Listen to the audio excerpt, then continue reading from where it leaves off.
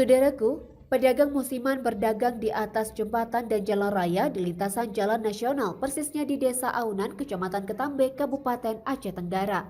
Akibatnya, arus transportasi menjadi langganan kemacetan arus lalu lintas pada Rabu 28 September 2022. Salah seorang pengemudi, yaitu Budi, mengatakan setiap musim pekan pasar Aunan menjadi macet. Kondisi ini sudah lama sekali terjadi, namun sepertinya kurang perhatian serius dari pemerintah Kabupaten Aceh Tenggara untuk menertibkan dan menata lapak pedagang bagi pedagang musiman tersebut. Dampak berjualan di jalan raya ini juga menimbulkan kemacetan arus lalu lintas, apalagi dump truk maupun truk yang melintas di daerah tersebut. Dari Aceh Tenggara, Asnawi Lui, Tribun Gayo TV.